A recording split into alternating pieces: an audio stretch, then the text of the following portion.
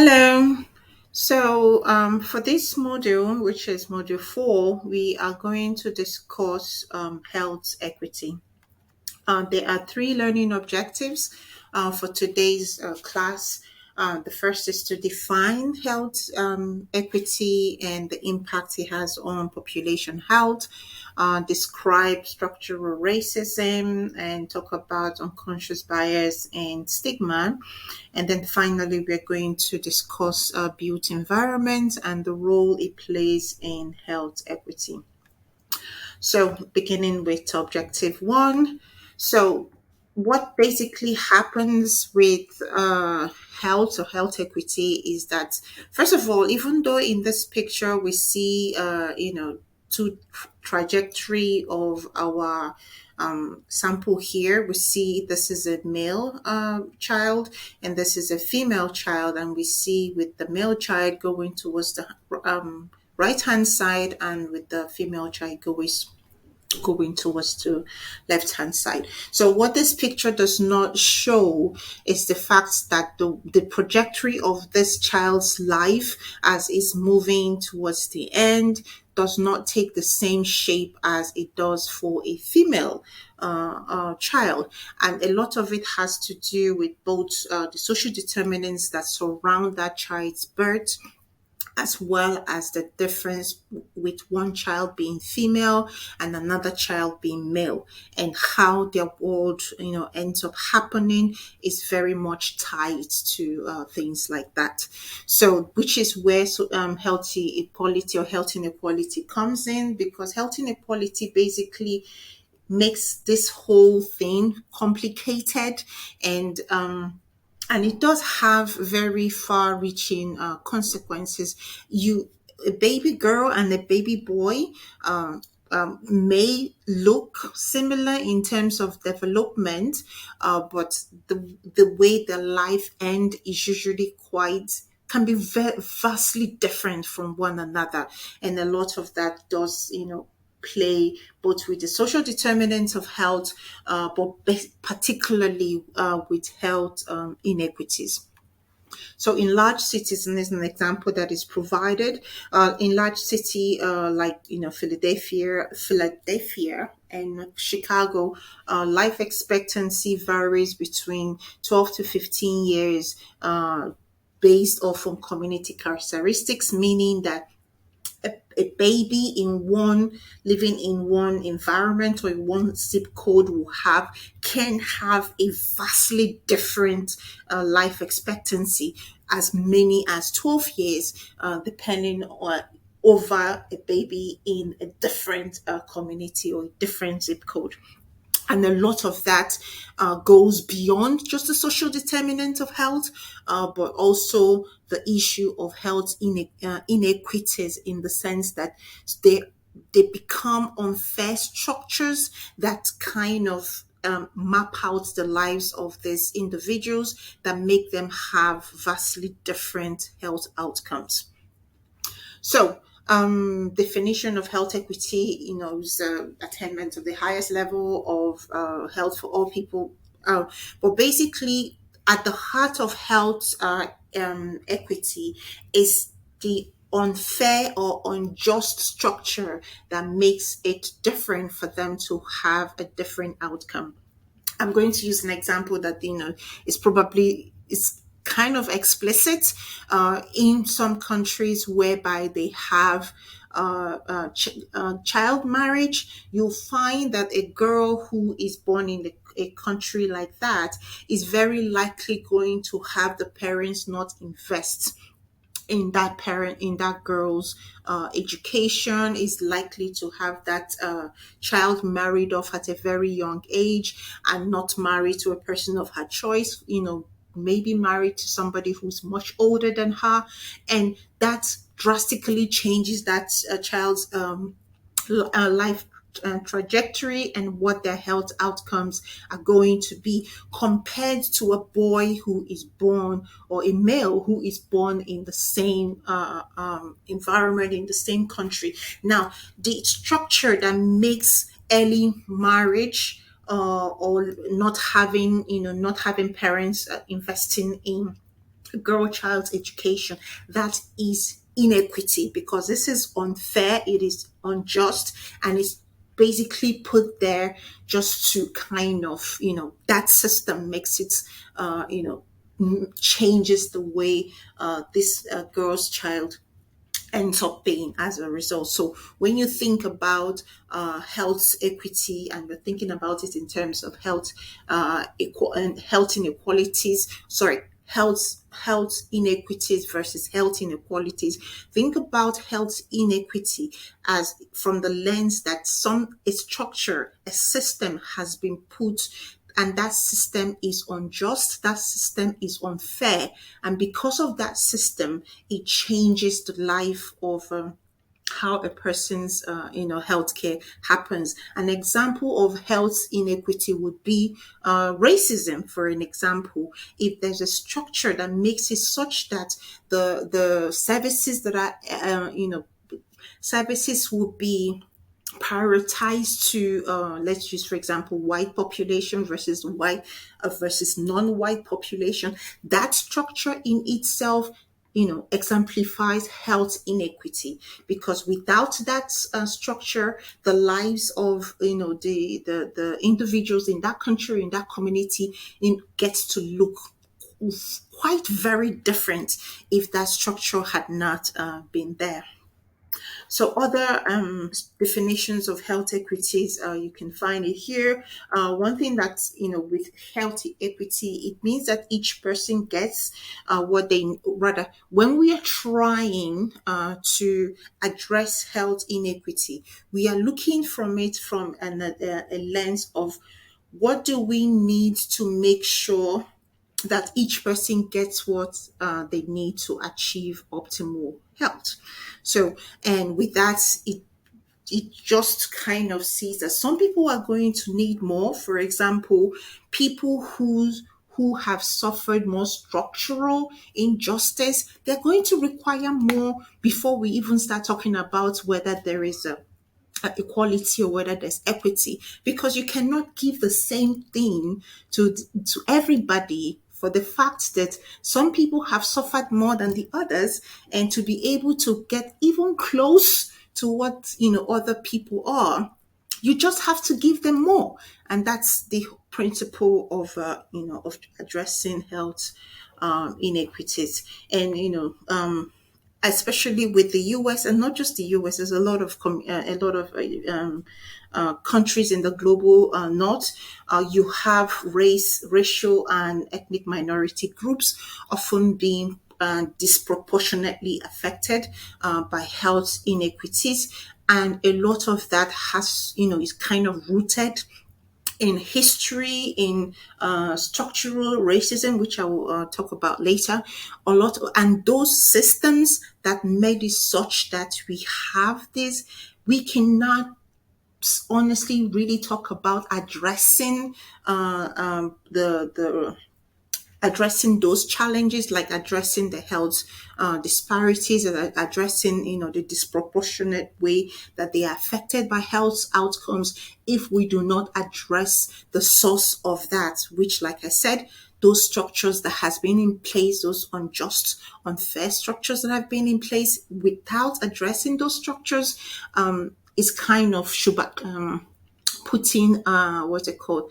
putting a bandage over a fractured bone. There's only so much that can be achieved as a result. So health equity or health inequity affects in so many parts of your life. The length that you have, that affects the severity of diseases that you have. And one of the things that we often have to encounter, as it has to do with healthcare, delivering healthcare, is access to medical treatment. So this is a picture that is often used to signify a difference between equality and equity. So they say that this is equality in the sense that everybody gets given the same thing. You can see from this picture, they all have stools, and the stools are of the same height, and that they say this is equality. And then on the right hand side, You have the same individuals, but you have they are having different height of stools to make it easier for them to reach the apple. Obviously, because if it was in equality, this person who is much smaller than the other person is going to have a much harder time reaching this apple as compared to this person who is much closer to the apple. So with equity, it tries to kind of level it in the sense that you try to do things to bring this person a bit up, closer to the rest of the people, so that they kind of have a similar spaces between them and the apple, and therefore they get to have kind of fair access to the apple. However, even though this is a picture that usually gets used, I do not. This is me speaking. I do not regard this as equality. I simply do not regard it as equality. The reason I do not regard it as equality is because essentially this is not taking into account the differences between these people. So to say everybody gets a stool, that's not equality. That is just, completely ignoring the fact that they are not the same. And because they are not the same, it is completely unjust to give them the same stool. So this is not equality. This is injustice. To me, this on the left hand side, I do not regard this to be equality. I regard this to be injustice. It is as much as of injustice if, let's use for example, this person doesn't get a stool at all, while this is the only person that gets a stool. That is injustice. But this as well, I regard this as injustice. So if you're going to talk about equality and equity, I believe that that conversation begins with talking about this. And even when we talk about this, we have to then evaluate things like what type of intervention are we giving? Will this intervention really help this person get closer to the apple? And what type of policies are we looking at? What types of laws and stuff like that? Because until we really evaluate all of that, then we can say we are striving towards equality and equity. Anything short of that, I regard as injustice. So, I talked about how equity or inequity does create a barrier to healthcare treatment. So say this is the health facility, using to signify the entire health system, and you have this family. And so what health inequities does is that it drops a barrier between this individuals and the healthcare system. And that is what health inequity does, which means that until the health inequities are addressed, these barriers are going to be there. By addressing very few health inequities, all you would have achieved is moving the barrier a little bit further, or maybe reducing the size of the barrier, but it still exists. So if we are going to talk about access and in terms of health inequity, we are going to have to be looking at in terms of what are the health equities, how do we identify all of them, and how do we address all of them? Because without doing so, you're just scratching the surface. So that's that for objective one. With objective two, talked about racial structural racism and racial biases.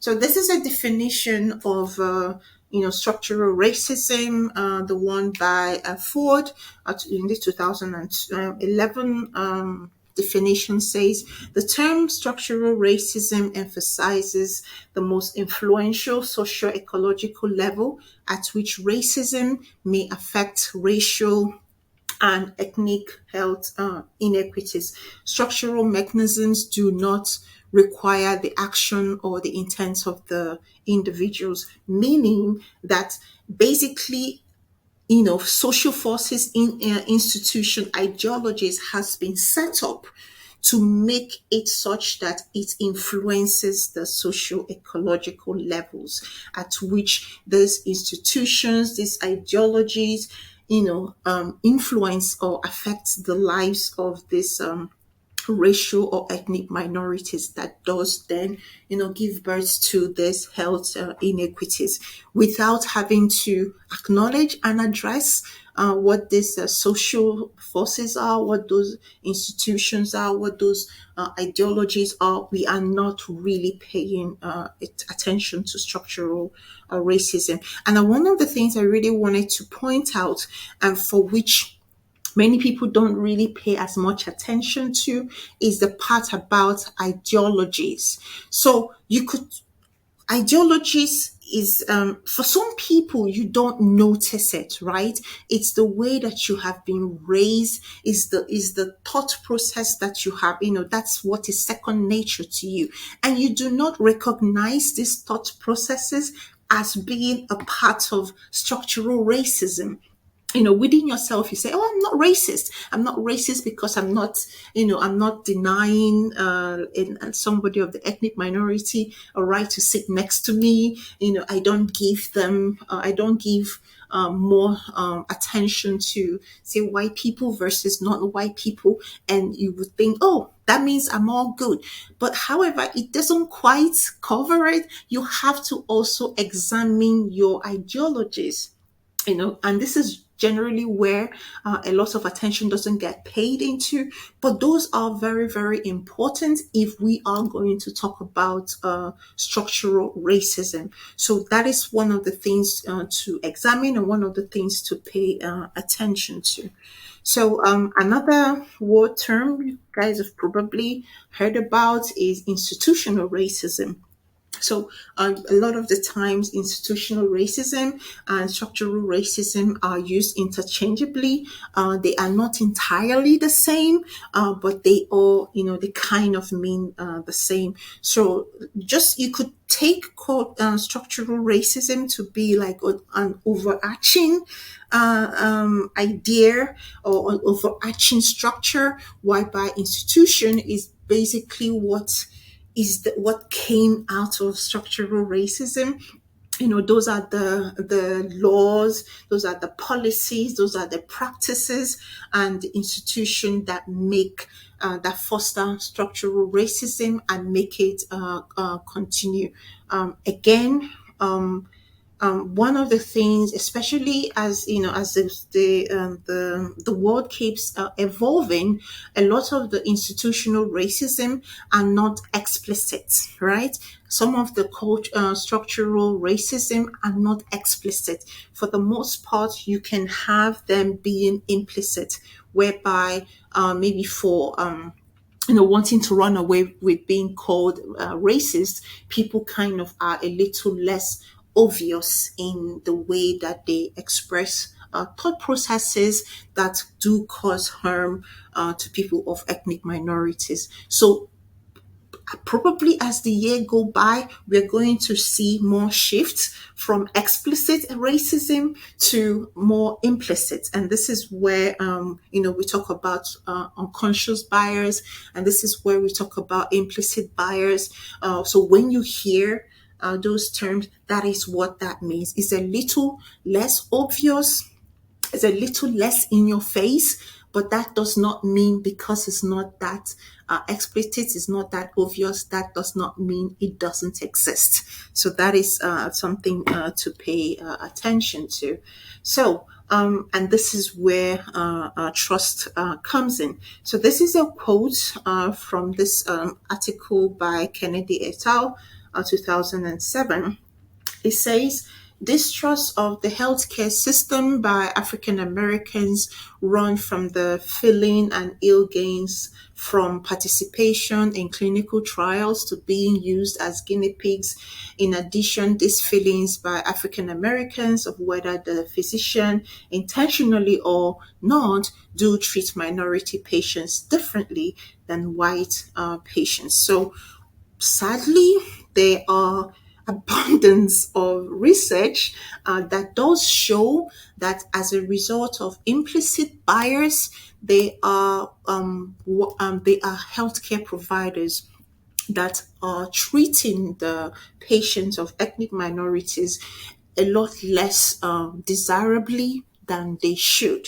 So this is, where I talked about, the implicit bias and how just because it's not explicit doesn't mean it doesn't have any effect. So that is something to also be aware of, to pay attention to.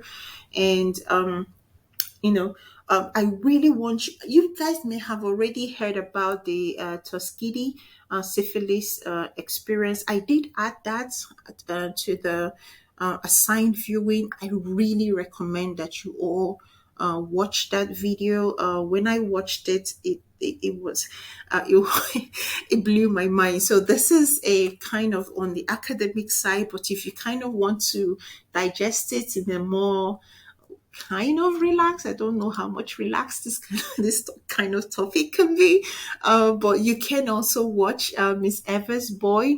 So this is a movie. I think it was done a while ago. That was used to kind of bring to life what that was. It was incredible. When I watched it a while ago, I couldn't believe it. And at this time, I didn't live in the US. And watching it as somebody who was, a non US, didn't live in the US, it blew my mind that something like that could happen. Because to me, the times that I heard something such sinister experiments was during the Holocaust and all the things that were done there. I did not, think that that was happening. So it was very, very eye-opening for me. So if you have not already watched this, please watch it. It's harrowing, basically. So I have kind of mentioned this in passing. Stigma, biases, unconscious ones are those to kind of watch out for. Now, this, even though I've kind of talked about it, relative to race, it doesn't always happen to race, or it's not confined to race. It happens a lot. You have, if you do a quick Google, or if you just search through, there's a lot of papers or data that is shown that women get treated differently from male patients. There's, studies that show that transgender patients get treated differently, and then the studies to show that fat or overweight patients also gets treated differently, and a lot of that happens as a result is being fueled by the stigmas, the biases, and some of the times they may be explicit, and some of the times they may be implicit or unconscious, but it's still a reality. Just because it's a little less in your face doesn't mean it doesn't exist. So finally, I'm going to talk about the built environment. What I want you guys to do with the built environment is, at this point, just kind of pause and read this explanation of what that is. With built environments, with environmental justice, a lot of that kind of falls into the socio-ecological determinants of health. And I mentioned in the last lecture how you have migrant communities coming into a new country and having to live in the same area, and a lot of the times they are living in areas that are a little less wealthy in terms of money. Maybe the rent is cheap, but at the same time they are exposed to a lot more environmental hazards, which may be the reason why the rents are cheap there. But they're exposed to environmental hazards, and those environmental hazards kind of follows them for the rest of their lives. So that's where we talk about environmental justice. A lot of the times, racial and ethnic minority people, those who are low income, or you have indigenous communities, they tend to disproportionately get to be affected by environmental hazards, for the most part because economically they don't have a lot of money, and they can tend to kind of stay places where it's cheap, but also because there is this thing about power, having the power to make changes, having the power to, say there is something that's going on here and we need to fix it. Among this population, they don't have power, and power is a social determinant of health. So the lack of power kind of makes it a little, it makes it either they cannot make changes, or it takes a whole lot longer to get changes met, done. And that is where we come into the ideas of environmental justice. But do have a look at the assigned viewing. I put in quite a lot that would really help explain this further. So exposures to environmental hazards, along with historical injustice, racism, inadequate community design, limited access to resources, lead to poor health outcomes. So with built environment, one of the things that I found a little different for me, being a non-US citizen, was how how US has a problem of walkability. Like there's so many, the at least all the places I've lived in the US were not built for walking, and that affects one's health. You either have to drive to places, and minus even all the pollution that comes from all of that driving. It just means you kind of have less time to exercise because you're always driving. And I think for me, in a place like Hammond, where there's not even any public transport, that even makes it complicated. At least if you had the public transport, then you will walk from your home to where the bus stop is, and then you can walk from the bus stop back to your home. But that does not, quite exist here, which means that probably people just have to do 10 or 20 steps from their house into their car, and that's it. So there's very little opportunity that comes with walking, and countries or states and communities that are low in walkability are more likely to have all of this health problem. So it's one of the things that come with urban planning. That walkability is something that is really important. Other things to consider when we're talking about built environment are things like amenities, the maintenance of such amenities, and what facilities are available in those communities. So on Moodle, I included this bit. It says it's interactive activity. So this is the CDC environmental justice dashboard. So on Moodle, you don't need to go to the website itself. On Moodle, you could just enter different zip codes, and zip codes will give you information on demographic characteristics, community characteristics, and what their built environment is. With the community characteristics, you at the right hand side, you see the place that says point of interest. Do click on the different options. There is a drop box. You can just click on it. It is a map. So it gives you kind of gives you an idea of what those amenities or those characteristics are available, and you can just kind of tell what's going on. So this is an activity to do. There's no assignments attached to this, so do that at your leisure or when you have the time, because there is a lot of information that you can take out of it, and it will really drive home what I'm talking about, built environment. So that's where we end for today's class. Please use the Q&A board just to ask questions, and use that opportunity to interact, ask any question, whether it's directly related to the to the module, or is related to what maybe the instruction that is on the assignment, or or the what's it called, the paper you need to write, the essays you need to write. You can just ask any questions. So please use the Q&A board. I will always respond to all the questions. And that's where we end for today. Do have a lovely day.